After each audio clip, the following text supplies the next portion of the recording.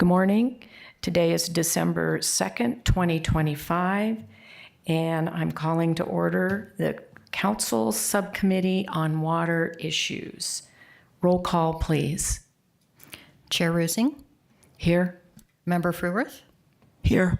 Member Gehring. Here. Thank All you. are present. First item is approval of the October 7th, 2025 Council Subcommittee on Water Issues meeting minutes. The only discussion I have is that we have two new members, Mr. Gehring and myself, but we reviewed them, and we just had one question that Mr. Ruiz can clear up for us.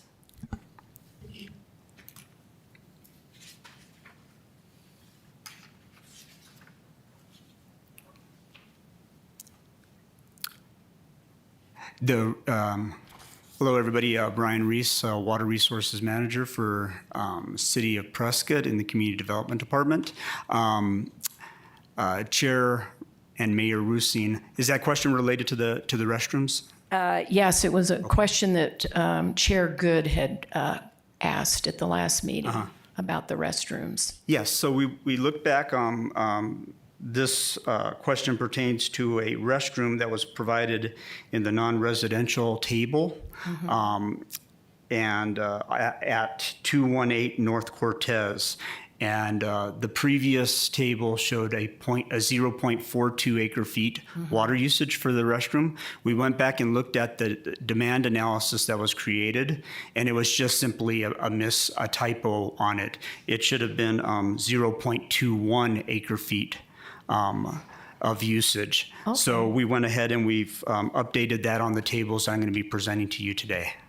Okay, well, I'd like to make a motion to approve the minutes with the correction that the restrooms in question are actually using 0.21 acre feet per year. I second.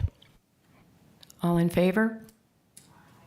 I am in favor, and Aye. there's no corrections I see other than that one. Thank you. Okay. Passes 3-0. Next item, presentation discussion regarding the 2022 Water Management Policy, current residential and non-residential water budget overview for July 1st, 2025 through November 19th, 2025. Okay, well, good morning again. Happy to see our new water issues subcommittee set. I'm excited for the new period and working with you all. Today on this topic, we have for review and discussion regarding residential and non-residential water budgets that have received approval starting at July 1st of 2025 and going through November 19th of 2025. So per the amended 2022 water policy, guidelines 11 through 13 established a residential and a non-residential semi-annual budget for the period of July 1st, 2025 through December 31st of 2025. A residential budget was established at 25 acre feet per year, and a non-residential budget was established at 25 acre feet per year. So between July 1st, 2025 and November 19th, 2025, 6 new residential projects were approved administratively under Water Policy Guideline number 2. They totaled 1.76 acre feet of water. And in the residential budget, there is remaining 23.24 acre feet in this period. So that's what's shown on this table. Okay, I have just a comment especially for Jim over here. We're using factors. A single-family home is 0.17, and one apartment, multifamily unit, like one apartment, would be 0.12, correct? Correct. So like on item number 1, which were just kind of unusual, you have a single family home and then a casita. So the casita was figured at apartment rate, and the single family was 0.17. Exactly. And then down here on number 6, on residential, you have a subdivision of 2 single-family lots to 4 lots. So I figure there's going to be 4 single-family homes on that, and I got a 0.17 times 4, I got 0.68 instead of 0.34. So for the usage of the 2 single-family lots that are already there, subtracted out that point. Okay, 3, 4, so it yeah. wasn't a vacant lot that was subdivided. It was Right. already 2 single-family. Exactly. Okay, thank you for the clarification. Yes. Okay. Okay. Moving on to our next table for non-residential. So for the same period from July 1st, 2025 through November 19th, 2025, there was 5 non-residential projects that were approved administratively under Water Policy Guideline number 2, since they were less than 1.5 acre feet per year. And 1 project was approved through council. That was the Aspire Casitas project. And the total for non-residential was 4.05 acre feet per year, leaving a total budget remaining of 20.96 acre feet for this period. Okay, that's pretty straightforward. Question. Yes, Jim. So, Brian, the budget of 25 acre feet is that is for the 6-month period essentially, and we do not carry forward any unused water. You can, per water policy, you can carry over water that wasn't used from one period to another. All right, thank you. Yep. And we'll be discussing that on our next item. Yeah, it's not the use it or lose it. Yeah, no, nope, exactly. So, and then the last table we have for you shows water that we've administratively approved under existing contracts. So, so from July 1st, 2025 through November 19, 2025, there was 16 projects that were approved under existing contract. 2 of these projects were single-family residences in Chino Valley. They're the first 2 on the table. There was 3 non-residential contracts that were approved, and the rest of them are single-family residential within groundwater subdivisions or under development agreements of some type. So the total under existing contracts approved was 2.77 acre feet of water per the water. These projects are not included in any of the budgets. They're just provided for reference and informational purposes. So that concludes the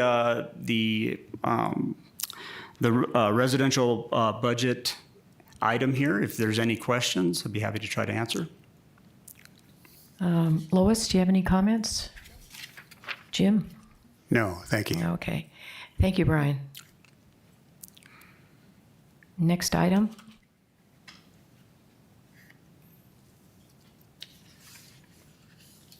Presentation and discussion regarding the 2026 through January 2026 through June 2026 residential, non-residential water budgets in accordance with amended 2022 Water Management Policy Guideline number 11. Okay, so this is the setting of our new residential and non-residential budget for the period between January and June of 2026. So it's kind of a follow-up on our first item. As a quick informational purposes here, the amended 2022 Water Management Policy Guideline 11 requires that City Council set water budgets for residential and non-residential developments at the last meeting in June and December of each year. So this item will be for discussion and recommendation of those budgets to bring to full council. So the city adopted the amended 2022 water policy in March of 2024. In that document, it sets in the guidelines for the setting of the semi-annual budget. So guideline number 11 sets the residential budget Guideline number 11 states that the semi-annual budget will be set. Guideline number 12 sets the residential budget, and guideline number 13 sets the non-residential budget. Excuse me, Yes. Brian, I'm looking at the chart and it says July to December 2024, but the heading is 2025, July to December. Yeah, sorry about that. That's a typo. Oh, That's a typo, yes. Okay, so what that is that's showing July through December of 2025. Yes, exactly. That should have been 2025. Should be Sorry about 2025. that. Exactly. All righty. Yep. So the table that we have here helps do the summary of the water that was used in the last budget cycle. So it should have been July through December of 2025. Yeah. And Could you double check on that, make sure that it wasn't the it's correct. 2024 number? It's definitely 2025 number. I Okay. created this table just a couple weeks ago. So, I know time's flying, isn't it? yes. So, as what is consistent with the last item, the administrative approvals for non-residential projects was 1.76, leaving a budget of 23.24 remaining in that budget cycle. And then the non-residential, just a summary of what we did before. 6 administratively approved projects for 2.01 acre feet and 1 council approved project for 2.04, giving 4.05 used in the last budget cycle. So we ended up with the remainder of 20.96 in the non-residential budget for this period. So this is just to give you an idea of what was used in the previous semi-annual budget cycle. My next table is simply a table of what community development feels is probably the most likely projects that may come through this budget cycle, given the PACs and permits that have been seen coming in recently. So this does not include all of the PACs that we saw in the last 6-month period. There was a lot of PACs, but these are probably the most likely projects that we feel you may see, just to give you an understanding of what may be coming up in the next budget cycle. Their estimates, I wanted to, some of the numbers might seem a little strange, so I was going to go over, like the second one, 63 apartment units in the Touchmark development, but I only have 2 acre feet there. The reason for that is that Touchmark has an existing water contract. And in that contract, they did a demand analysis and they had a site plan that they used to establish their water usage. They, in a pack, they came in to revise that site plan and add some more apartment units. Mm-hmm. But the apartment units that they're revising, some of them were covered in the existing water. Some of them would seemingly would exceed the existing water. So we asked them to redo their demand analysis, and based on the best information we had, it looked like they might exceed their contract by 2, maybe 3 acre feet. So that's where that number comes from. I was going to ask, it says 13 single-family residences and 1 HOA use, then it gives a APM number. Do you have any idea where that exactly is? Off the top of my head, I don't recall that particular project. I'm just wondering if it was infill or not. And I could find out for you. Again, they were mostly PACs, so at this point, no formal permit had come in for the project. But no, I don't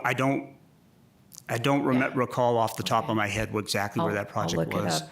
But And then the last one, 66 residential unit subdivision on State Route 89, 3200. Yep, over in the Granite Dells area.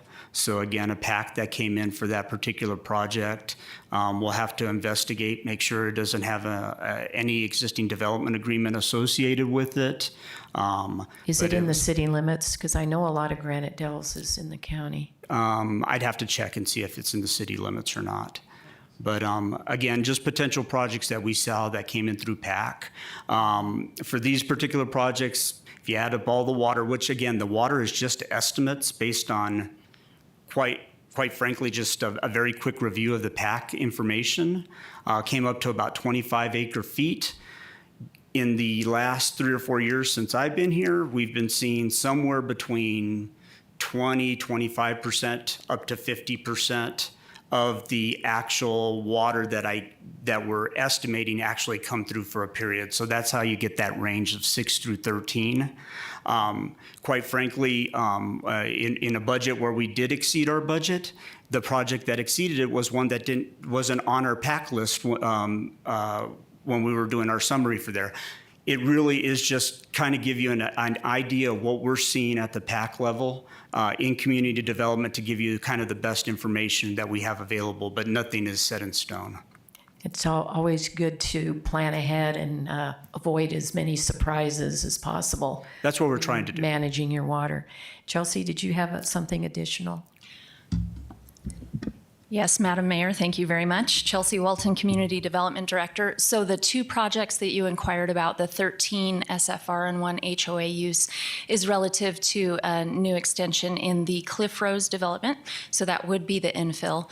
And then the 66 residential units is within city limits. That is off of 89A and Granite Dells Parkway. I think it's Granite Dells Parkway or yes, to the north off of 89A. So there's a development there. I believe it's zoned, it's commercially zoned. It's either BR or BG, but private property looking at developing there. So it's off of 89A and 89? No, 89A and Granite Dells Parkway. Yeah, I know where that is, where they're taking down that big hill. I don't think they're doing any, it's near the gravel, what's that concrete plant there? Marietta? Yeah, it's near Marietta, so this is north of 89A. So further west. Further east on 89A, yeah. 89A. Okay. Yep. Yeah. Got it. Thank I'll you. look it up. Thank you. Question, Mayor. Yes, Jim. Brian, on past projects that have been approved, you've indicated that the percentage of water that's actually used is quite a bit lower than what the current estimate would be. And I'm curious how you determine that. Do you check water meter records over a period of time after the development has occurred? So for clarification on that, in setting the budget, for that particular period, when we went through that period, the amount of water that came in for requests was well below what the budget was set for. So not water use associated with any project. That water use wouldn't be established after the permit and the project was built, probably well after that particular budget period. But we're setting a budget period for the next 6 months, and the expected range of 6 to 13 is lower than the 25 that I show as potential there because of we've just seen that it tends to be lower at this point. Not to say it's going to stay lower. Things could shift, and we could get a lot more water requests in for a budget period than what we have been getting in the past. But that's just my best estimate for you of what we might possibly see for this budget period. Yeah. Okay, thank you. I think people have to realize we've got, I think, 15 or 20,000 homes already approved for water. That this is outside that. Yes. What we're doing today. Yeah, we have, I think, over 26,000 water service accounts at this point. Similarly, for non-residential budgets, again, same exact situation. Projects that have come in through PAC, and that may come up in the next budget period. A lot of times with non-residential, we could see something new that just pops up, but this is our best estimate on it. With these projects, we would see a potential of about 28 acre feet of water, assuming 25 to 50% of them actually come in for a request in this period. It'd bring you to about somewhere between 7 and 14 acre feet. So with that,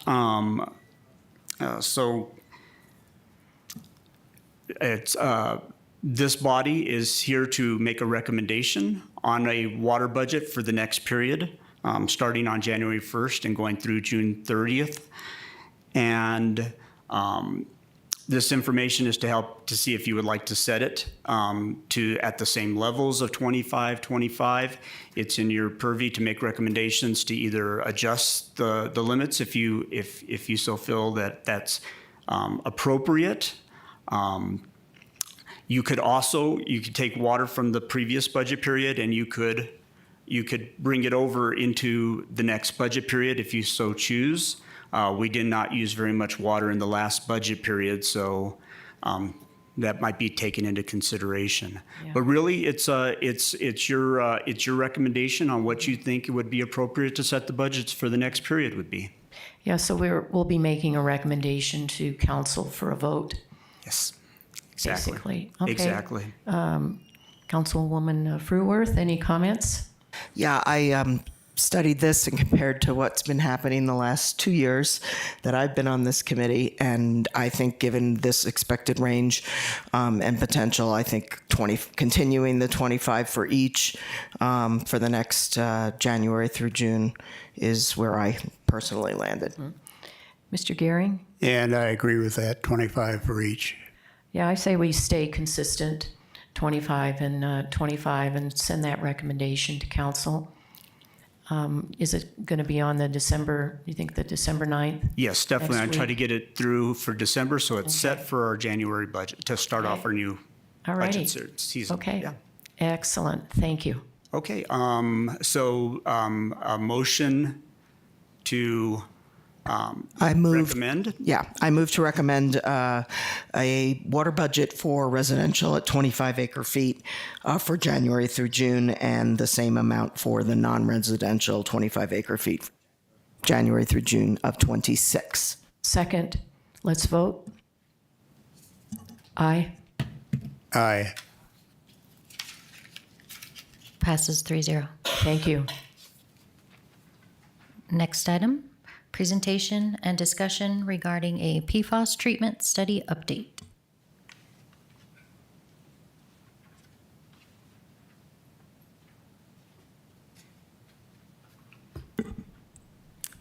Oh, good morning, everybody. My name is Nathan Graham. I'm the Water Operations Superintendent here for the City of Prescott.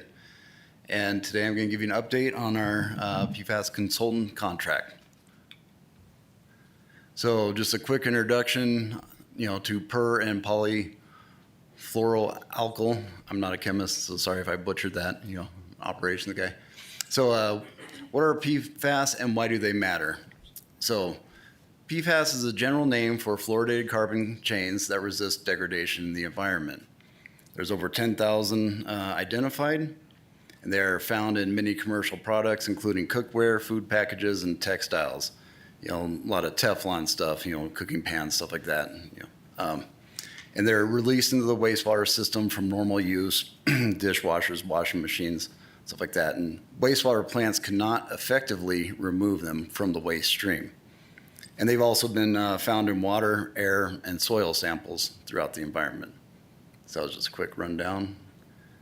So with our findings, so in May of 2022, city wells were tested and were found to contain a small amount of PFAS in pretty much all of our wells minus Chino Well 4. Airport Well 5 was found to have the highest level of contamination, and then we subsequently removed it from the water system, just meaning we turned it off, which is a shame because we just got that thing on like a year prior. So, Who's our big producer? Yep. Yeah, very nice. So anyway, the Environmental Protection Agency, or EPA, issued new rules in 2023. They put a maximum contaminant level, or an MCL. They set it at 4 parts per trillion. They just kind of had the hazard index before, or, at a 75. So it went from 75 to 4, pretty quick. So the PFOS and PFOA, as well as other species, are regulated as a mixture. That's all part of that maximum contaminant level. So City of Prescott response and the EPA rule adjustment. So right after that, City of Prescott and water operations, we started testing monthly at all our wells, and then, switched to quarterly testing. So current levels in some of the Chino and Airport wells are below the 4 parts per trillion, with Airport Well 5 results averaging around 4 times the MCL. That's why it's, Nathan, we immediately started blending, didn't we, to bring the MCL level down below 4? in Chino, yes. We've been blending out there in Chino for a while for the arsenic blending program, so yeah. Okay. Yeah, so we're blending out there. The airport wells, though, those are directly into the distribution system, so that's why we did shut off Airport Well 5. So in fall of 2024, City of Prescott advertised a request for qualifications for a vendor to help with decision-making on how to treat Airport Well 5 as well as the other wells.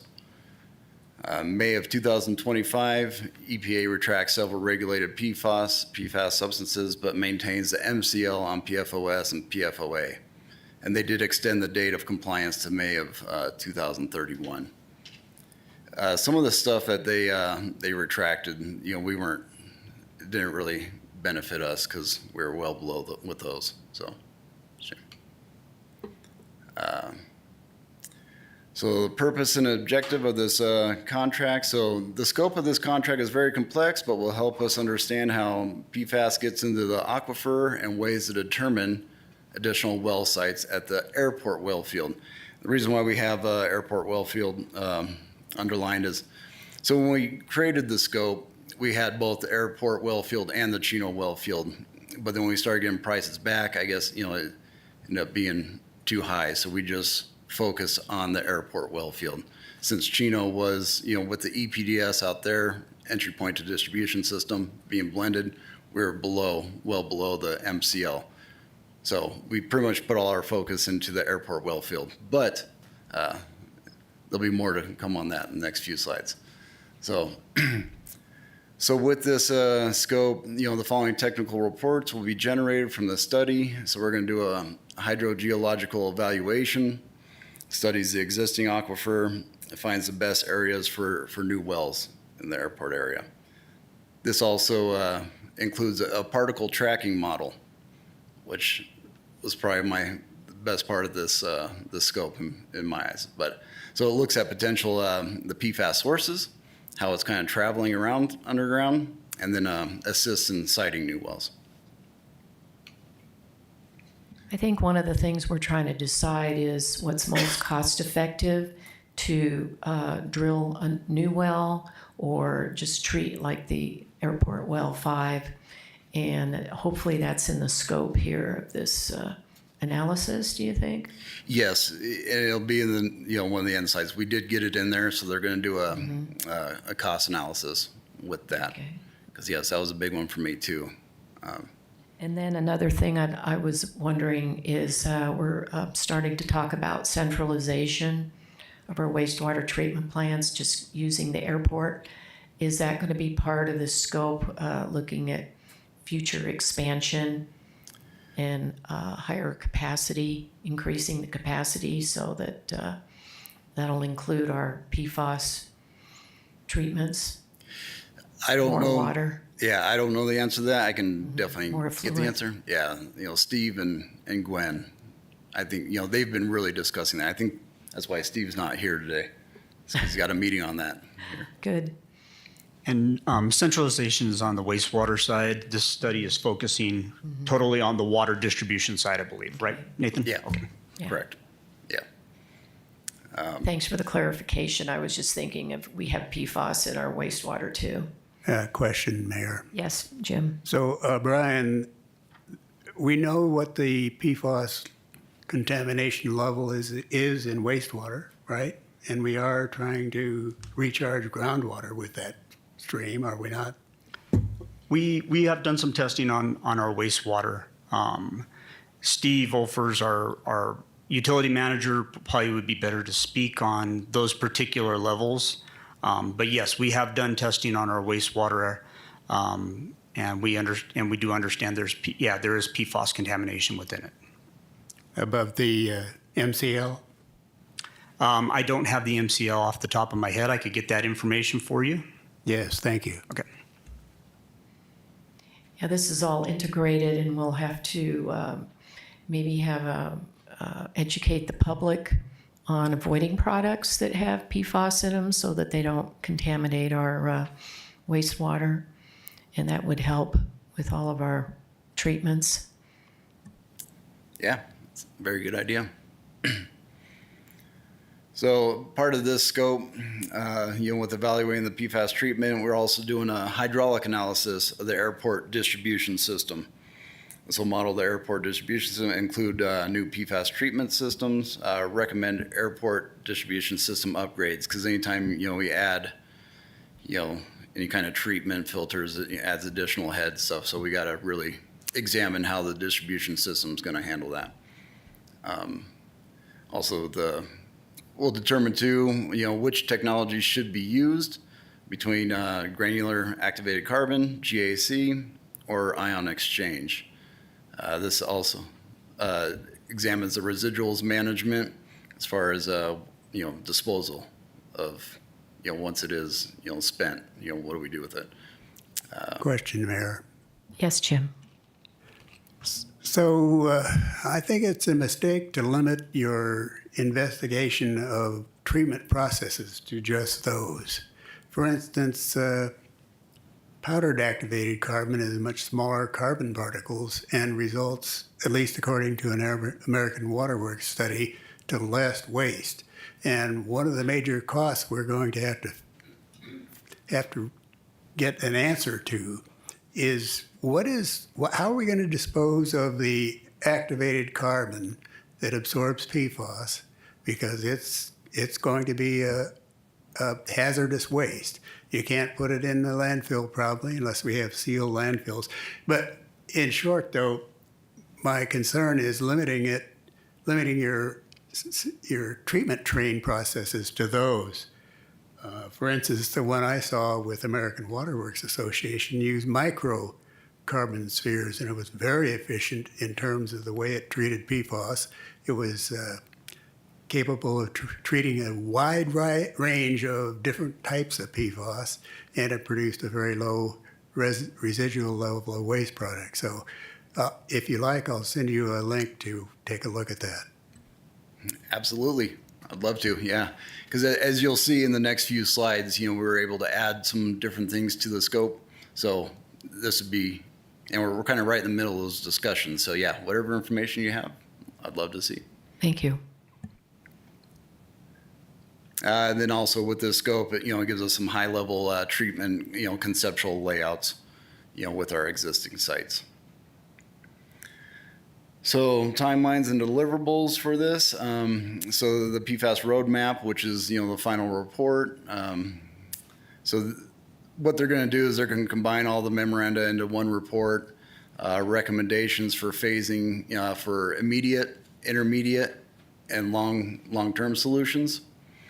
And then also with this, the vendor will provide workshops for the staff, which is, 13 total virtual and in-person meetings, workshops. And that includes 2 meetings for either city council or the public. So kind of give the recommendations. So timelines, first tech memo, 20 weeks after notice to proceed, which we're pretty much right in there. So other tech memos to follow every 2 to 4 weeks. Then council meetings and public meetings will be, determined as everybody's schedule is good. The PFAS roadmap. So pretty much the final report is 48 weeks after notice to proceed. Probably about a year. Yeah. Okay. Yeah. And then I think we have the schedule. In the next slide. So here's where we. So ADEQ.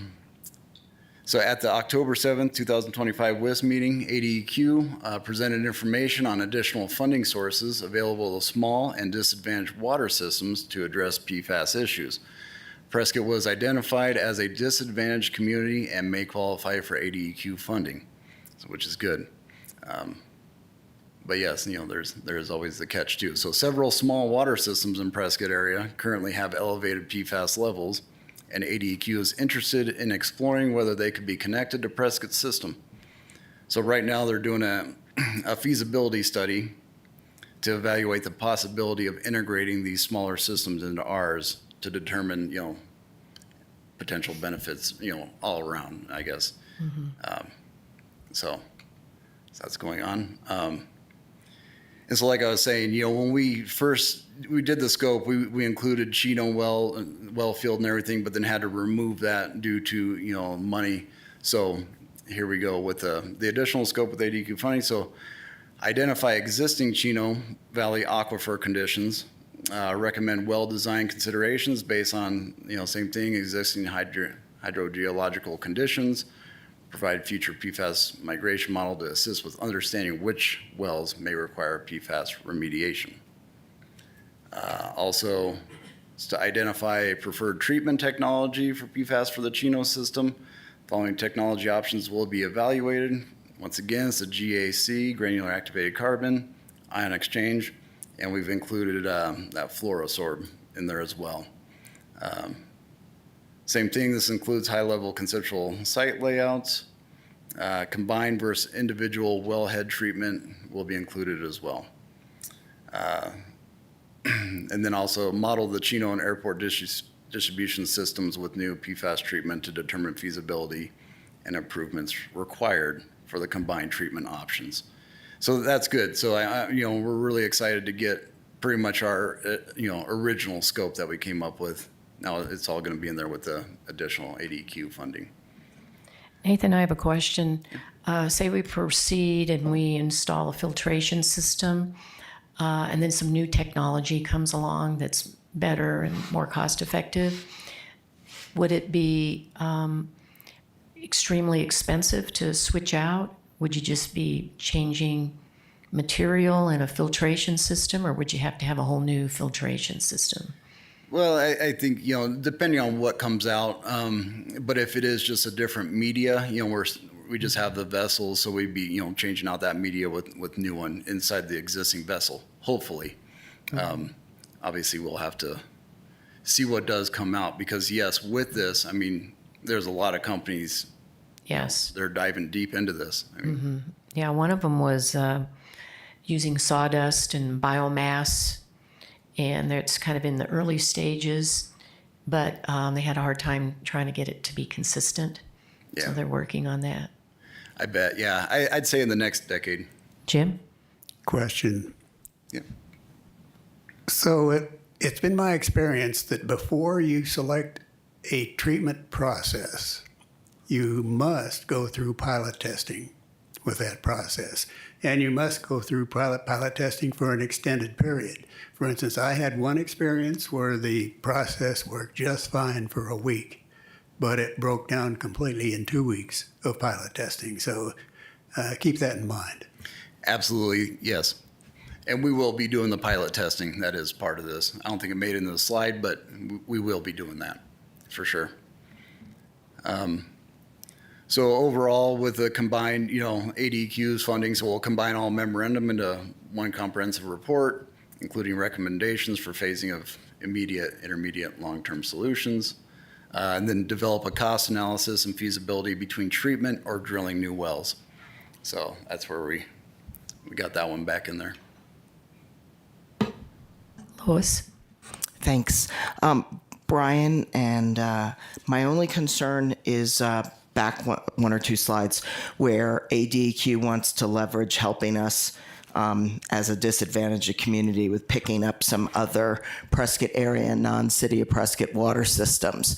And, I have a heart, I'm generous, but I also want to make sure that we're not just shipping water out and not getting the recharge back. Yep. So I think that's one of the things that we need to talk about with ADEQ is if they'd like us to pursue that, I'd like them to also think about the sewer system needs. That would also be funded by them. So we get the recharge coming back. So I know we're in negotiations, but I think it's really important because we've just recently told a couple of other communities that we can't get a sewer system to, that we're not interested in servicing them.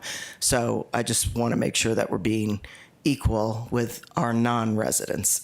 Yes, exactly. And yes, we've had conversations with ADEQ, we have told them that it would be important for the city to be able to get that return flow in sewer, and that it might be challenging some of these areas because that's the reason there's not sewer there in the first place. So they are aware of that. And when we talk about them doing feasibility studies, ADEQ is actually doing the feasibility studies, not us, just for clarification on that. And my understanding is that sewer potential is what is going to be part of that feasibility study. Yep. Good question. Thank you.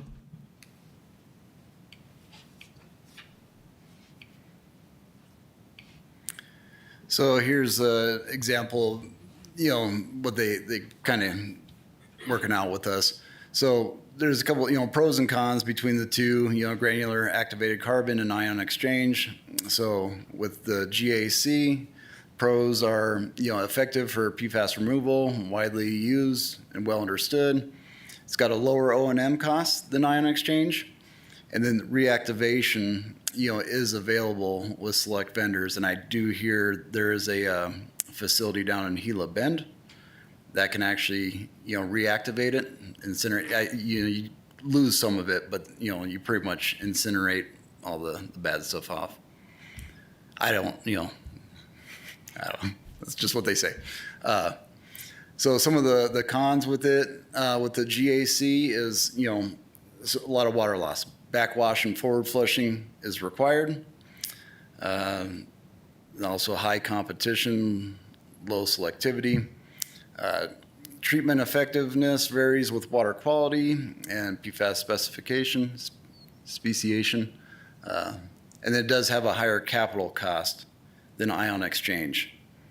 So, but with ion exchange, so you got some pros, the ease of implementation and O&M, high selectivity, effective for PFAS removal, smaller footprint and capital cost than GAC due to the lack of backwash waste tank.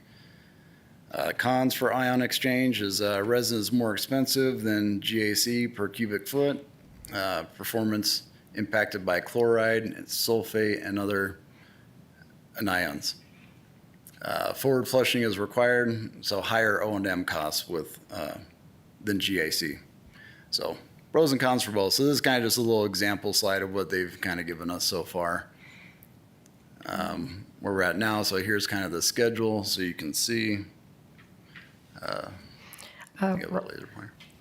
Ryan, Nathan, could you, at the bottom of the chart, you said note nanofiltration and RO reverse osmosis and fluorosorb were excluded. Could you discuss why? Because I believe RO uses just massive amounts of waste, produces massive amounts of wastewater that would have to be somehow disposed of. You're absolutely right. So that's why it's, it's impractical to use that because of the waste, so much waste.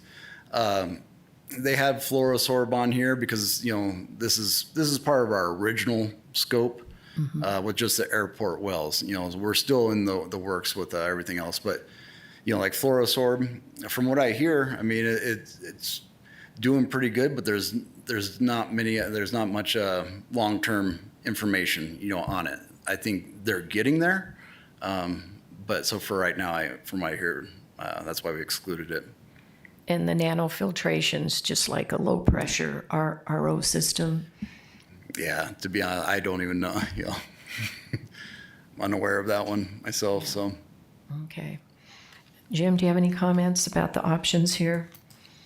Well, the only comment I would make relates to ion exchange. Now, the city I still represent in California has a nitrate removal plant that uses ion exchange for that removal. And the problem with the system is that you get an enormous waste stream of very, very salty water when you regenerate the resin. So that just is something that needs to be closely looked at.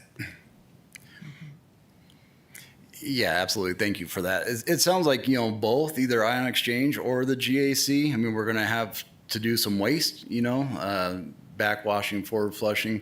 So there's going to be some, waste with water, on this, either which way. That's, the unfortunate part of doing any kind of treatment. So you probably are looking at those big lined ponds like you see around mines where they have the wastewater that just sits there and evaporates? Yeah, and that's where, you know, we're talking about with the GAC, since there is so much, that you'd put like a tank, you know, to put in there, let everything settle out, and then you can kind of reuse that water. But that's why it's got a much higher capital cost. So now you're building tanks along with it. Well, that's why we're hiring the consultants to analyze these things. A lot of Absolutely. questions. Yes, for sure. Well, if it was a perfect world, I'd say it'd be a lot easier to just drill a well that will tap into pristine glacier groundwater Yeah, left over that would from be the nice. Ice Age. I like it. Yeah. I wish we could. I mean, and maybe, you know, part of this, maybe they might find something with the, you know, the study. Yeah. That'd be great. Okay. So here's just another slide, you know, treatment recommendations. It's just pretty much saying, so our airport well 3, you know, so the excursion compound. So when they say the excursion, it's pretty much what if we've hit 80%, you know, at one time of either one of those chemicals, or, you know, so the PFOA and then the PFHXS, we've hit the 80% range on that. So they're just saying, yeah, you know, GAC or ion exchange.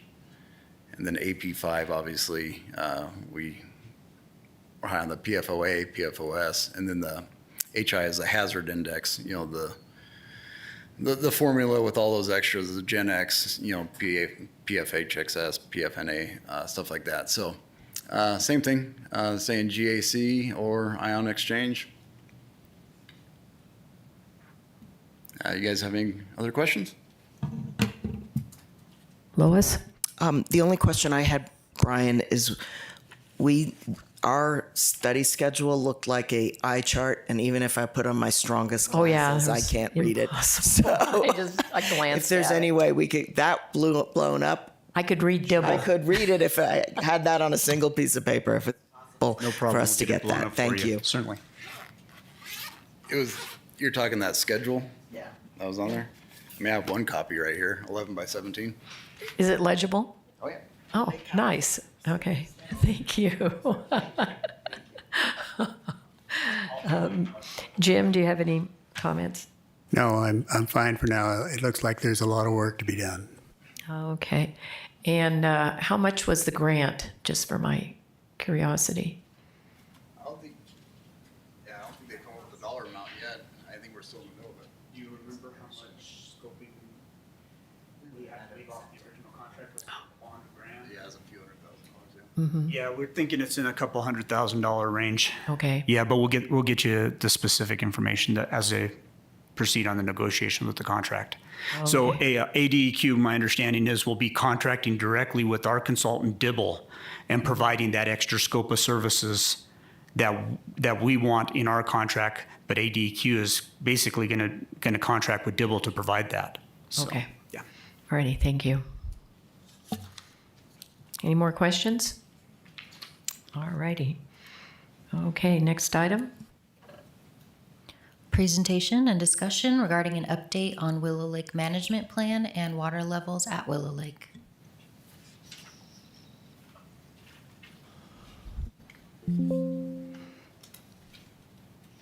This is very high profile. I've had a lot of comments about what's going on with the lake or the reservoir. Well, I'm happy to share some info. Good morning, everybody. I'm Jeremy Cordova. I'm the Environmental Project Manager for the City of Prescott Public Works. And I'll be giving an update on our Willow Lake Management Plan and the reservoir water levels. Brief agenda, we'll talk about the background of this work and the need for a management plan. And we'll touch on the water levels at the Willow Creek Reservoir, or Willow Lake. Go over our management plan approach and the current progress, and then we'll leave some time for any questions or input. A brief background on the Willow Creek Reservoir. It was originally constructed between 1912 and 14, and in 1935, the Willow Creek Dam, as we know it, was constructed. Between 1935 and 65, various iterations of a crosscut channel were constructed and modified between Watson and Willow Lake to allow the transfer of water from Watson to Willow. In 1998, the City of Prescott developed an operational plan for Watson and Willow Lakes, and then they purchased the land and the water rights to both lakes from the Chino Valley Irrigation District. And since 1998, the operation of both Watson and Willow Lakes has been governed by that master plan. And so the reason we are developing a new management plan specific to Willow Lake is that it is a very unique lake, very different from Watson Lake. At the highest level, Watson is a smaller footprint, but a deeper, colder lake. Willow is a very broad, shallow lake that tends to be much warmer. They're just very different environments. Watson sees over 250,000 visitors a year. It's home to festivals and all kinds of shows and campgrounds and lots of recreation. Willow tends to be more quiet, more natural. It gets about 170,000 visits a year, mostly from local residents who like to recreate in that area. So we would like to create a management plan specific to Willow Lake so that we can provide some coordination and direction between city departments and staff to meet our goals of best managing this reservoir. So our management plan has defined 4 categories that we really need to focus on. We want to adaptively manage water quality and quantity. We have a lot of vegetation to manage, particularly below dam spillway elevations, so vegetation that grows at low water stands and then drowns when the lake fills. We would like to do some management of the recreation. There's a lot of ways in and out of the lake properties and a lot of things you could do there. And we'd like to improve our public outreach and communication about Willow Lake and what makes it so great and how we could possibly, attract a little bit more people there. And lastly, we want to streamline the reservoir operation so that all the different city departments have a strong awareness of what each other do and when and how and why. So a brief note about the water levels at Willow Lake. At the time this was drafted, it was 15.5 feet below the spillway elevation of the dam. We did get some rain, and that brought it to 14.9. That's an improvement, but for our intents and purposes, the water level is essentially the same. And this is the lowest water level that we have seen in over 15 years, based on reviews of Yavapai County flood control data, as well as satellite imagery. And the reason that the lake is so low currently is that Public Works began by lowering the lake level 9 vertical feet to initiate an infrastructure project. We encountered archaeological sites that required us to stop work. And in investigating those sites, we continued to find additional artifacts that required a lot of careful handling and coordination. So during the archaeological surveys that held up our project, the lake level evaporated downward approximately 6.5 additional feet, and it stabilized at this 15 to 15.5 feet below spillway level. So we're currently waiting for archaeological surveys to complete so we can proceed with our project and then allow the lake to naturally refill, or if possible, transfer water from Watson to Willow. Jeremy, I have a question. That infrastructure project, I believe, is a sewer main extension? Yes, that's correct. And then when the lake refills, it's going to be under the lake? Is that what's going to happen? So my understanding is that the sewer pipeline will be underground, and it could be below the level of groundwater, but it would be constructed to tolerate that. However, the reason Public Works lowered the lake level was that we needed firm ground to operate heavy equipment. And being close enough to the lake, it wouldn't be possible to bring in, say, an excavator or something similar. You would just get trapped in all the mud. Oh, okay. So it's really not going to be under the lake per se. It's just on the edge of the lake. That's my understanding, yes. Alrighty, thank you. Sure. So there have been some noticeable effects of these low water levels. We did note over the summer a decline in water quality, high pH, low oxygen, a lot of nutrient and salt accumulation, which is common when, a body of water is shrunk down by withdrawal or evaporation. There's been a very significant incursion of the invasive tamarisk or salt cedar tree, and we're still trying to determine what kind of quantity of those is moving into the lake area, but we believe it's in the thousands. And there's large stands of vegetation that are establishing below the spillway elevation of the dam. And we see those two factors, the invasives and the vegetation, as problematic because as the lake naturally refills, the vegetation would be drowned. And then because of the low oxygen levels in the lake, it's unable to decay. And it forms what we sort of informally call muck, which is just gross organic material at the bottom of your lake. It's unable to oxidize and break down, and it degrades your water quality for many years to come. Swamp. Exactly. A swamp is a perfect example of just a muck environment. If you do a little surface excavation, it's a black color, strong odor. I describe it as fragrant.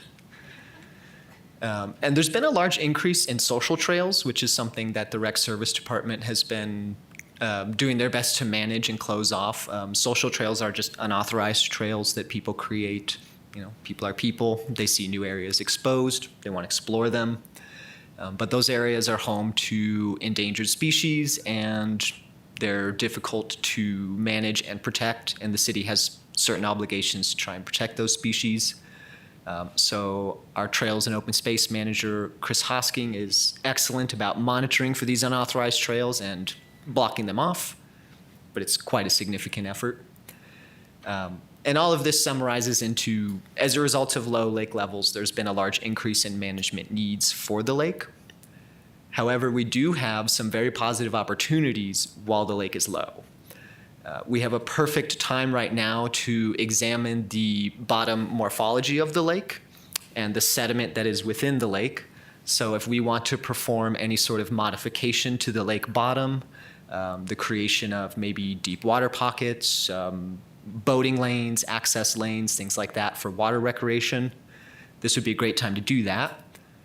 And we're working to develop vegetation management zones so we can prioritize and sort of schedule out the management of vegetation around the lake to reduce the amount of it that will be drowned when the lake refills. To tell you the truth, it dries out in the summer, and you just think of it as being just a wildfire hazard with all the dried weeds there.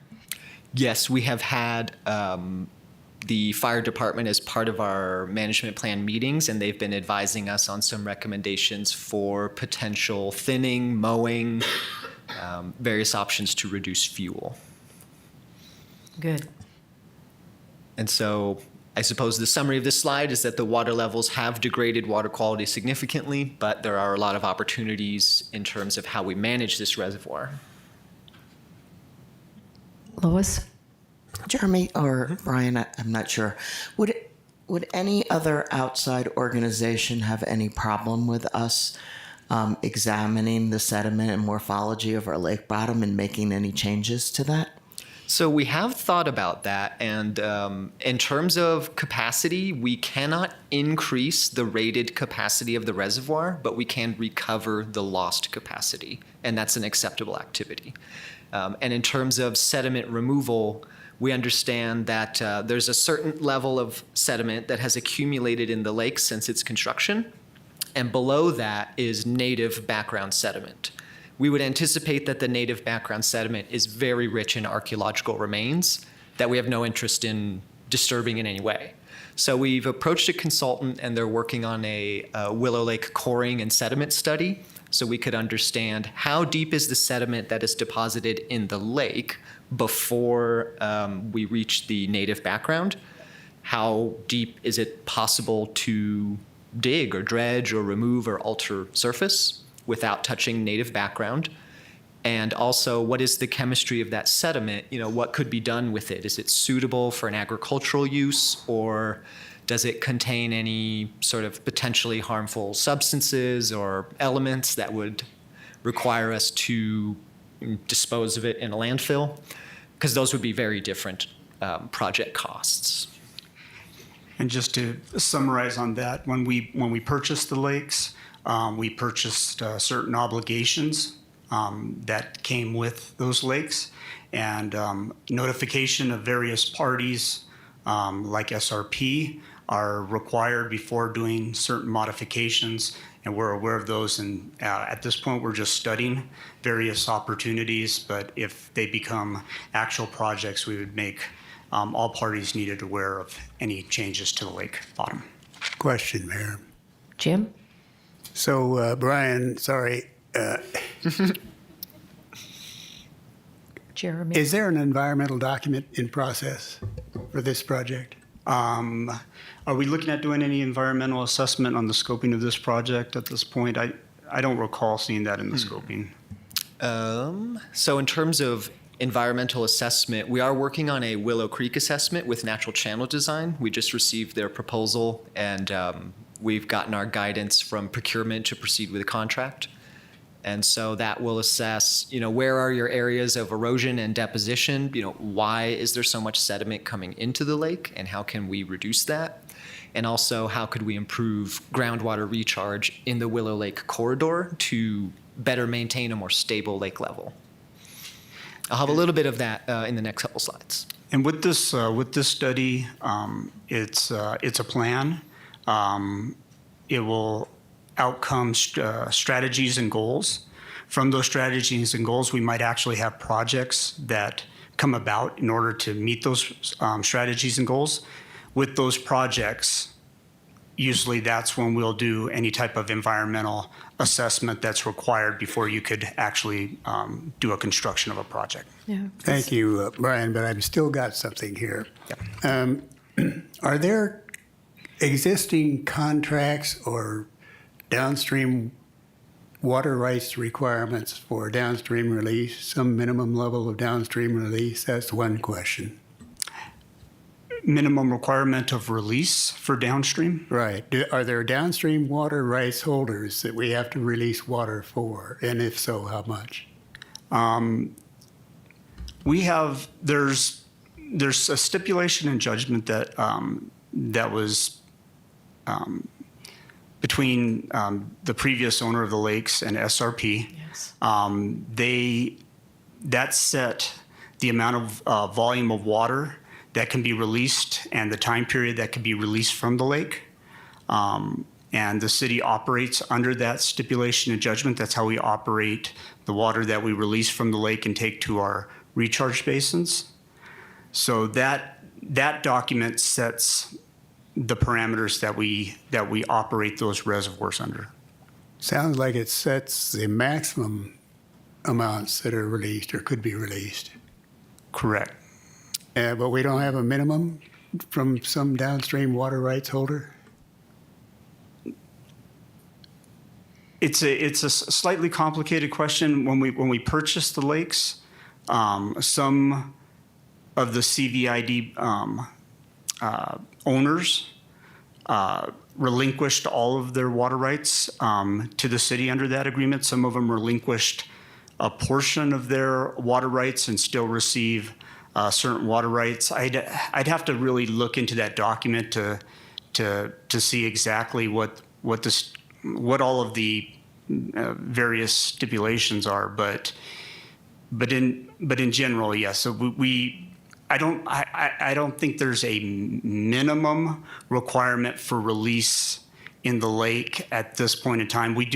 There are certain right owners that still receive a certain amount of waters that we do release from Watson and Willow, and we provide them per those documents the waters that they need on a yearly basis. Okay, would it be possible to get copies of those documents? Sure. I would like that. I'm quite a contract reader, so.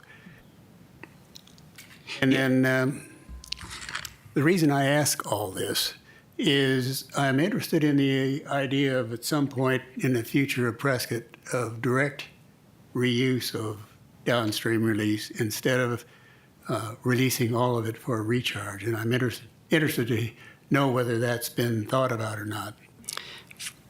For surface water, as appropriable water, Yeah. in order to use it in our portfolio, we have to use it on a yearly basis. At this point, we've used that for recharge. To use it for direct use hasn't come up since I've been here. We can look, as we're doing long-term water management strategies, we could look at the potential Yeah. for direct This sounds usage. like a whole new discussion for future. I think we kind of got off the agenda for today, but this sounds like this could be a entertaining, interesting, forward-looking discussion. So thanks, Jim. Thank you. I have a question about the Prescott dirt site. Sure. Was that leased from the city? Do we own it, or are they defunct? Because I remember they used to sell dirt for gardens. Yes. Yeah. So the city owns that property. It is within county jurisdiction, and on my next step slide, I'll touch on that. But we're working on a plan to remediate that site. Okay. And have you tested the soil there? We have not tested any of the material. It's a little early in the project, but our current Okay. thinking is that that all simply needs to go to the transfer station. Because it seems like it's kind of close to that big APS transmission site, with the transformers, and you worry about contamination from that. Our biggest issue with the Prescott dirt site is that a lot of the debris and organic material piles are within FEMA-regulated zones around Willow Creek. And so it's simply part of our regulatory compliance that all of that material has to be removed. Okay. All righty. Thank you. Sure. So our progress thus far on the Willow Lake Management Plan, we have regular standing meetings with the city staff and outside stakeholders so we can develop and refine our plan. And we've created some really positive collaboration and communication between the city, the county, the state, and local stakeholders so that we can create a lot of broad sort of support and buy-in for this plan. We've initiated scoping for a Willow Lake coring and sediment study, as we mentioned earlier, and we've just received our proposal for the Willow Creek functional assessment that can inform us on ways to improve water delivery to the lake, as well as water quality. And we're looking at various lake water quality treatment options, such as the treatments we're performing at Watson and Upper Goldwater. We believe they would be applicable to Willow Lake when the water levels are higher. And we are developing a plan to remediate the former Prescott dirt site. And we have two public works programs, Green Stormwater Infrastructure and Healthy Lakes, which are funded and positioned to enact any of the projects that would be recommended by these studies and plans. So some of our next steps, we're refining our plan goals and deliverables internally as working groups, and then we'll return to council for an additional study session to present progress. And we'll probably seek some 2-on-2s so we can request guidance and give updates. And we have a field trip coming up with Yavapai County Flood Control and the Arizona Department of Environmental Quality's surface water quality monitoring and citizen science teams. And the purpose of that trip is so we can all create unified data collection practices to exchange water quality data around the lake and the lands around the lake to better understand how to manage it. And we will be designing and constructing projects to improve groundwater recharge and reduce sedimentation in the Willow Lake area and the Willow Creek corridor. And the last next step that I'm very excited about is we're looking at the possibility of introducing beavers as a natural means to accomplish a lot of what would otherwise have to be done by people. Beavers would be a very cost-effective way at improving water quality, creating some diverse habitat, and improving our flood control abilities in the lake inlet corridor. But that's determined by Game and Fish, so we're working with them to see if it would be appropriate. Would they escape and go where they're not supposed to be? That was one of my first points was, if I'm a beaver and you put me at Willow Lake, I'm going to Watson Lake. I mean, Granite Creek has much more flow, and my understanding is that beavers, they have very good hearing and very good smell, and they can find that flowing water. So just being a practical animal, I would imagine they'll probably wander over to the Granite Creek corridor, but there are definitely people at Game and Fish who know more than I do and could make recommendations. Yeah. Okay, just wondering. I have to know, do we have any beaver in any of the lakes around here? We do not currently have beavers. I haven't seen any yet, or signs of them. They're referred to as, I believe, extirpated, which means they are locally extinct, but they are native to the area. They did used to live here, and so we believe it would be appropriate for a number of reasons to reintroduce them. Interesting. Thank you. Okay, thank you, Jeremy. That was very educational, and I need to go out there and take a hike around the lake and see what's happening. Okay, next item. General announcements from staff. Okay. And I'm going to start off by kind of clearing up the record here. When we set the budget, we said do the recommendation at this meeting. I need 2 meetings for council to get the memo prepared because of the time frame it takes and in order to do the memo, and it has to go through approval processes. And I wasn't aware that we don't have a second meeting in December this. No, we don't. Yeah. So when somebody said December 9th, I just registered that as the second meeting in December. So I apologize for that. I thought you could work miracles. Yeah, I cannot work miracles. In less than a week. Yeah, exactly. So it will be the first meeting in January where we will approve this budget. All right, thank you. I wanted to clear one thing. It didn't occur to me until after I sat back down, but Councilmember Gehring asked me, he said the MCL for wastewater. And I said that we'll give you information on the level of PFAS. The MCL for wastewater has not been set yet, is my understanding. We don't have an MCL for wastewater at this point in time. I will get you information on our levels and what we know about the setting of the MCL, but I just wanted to make sure to get that clarification. Okay, thank you. It does make sense to know what the actual levels are if we're going to recharge with it. Right, exactly. And we need to know what the MCL levels are before we can start creating a treatment policy or a treatment plan for wastewater too. So, and then as far as general announcements today, I just wanted to, I put together this little slide. Sorry, it's hard to read. I did it real quick last night. But our environmental service group here, of which we have Jeremy, who just gave you a presentation, his supervisor, Matt Colleen, and John Hilton, who's incognito, as our great environmental service team. And we wanted to make sure that you were aware that they've put together this Prescott Water Quality Dashboard. So you could go on to Participate Prescott, participateprescott.com/Prescott-Water Quality Dashboard. And they've created this dashboard in order to provide information and keep the public informed on the status of all of our water bodies.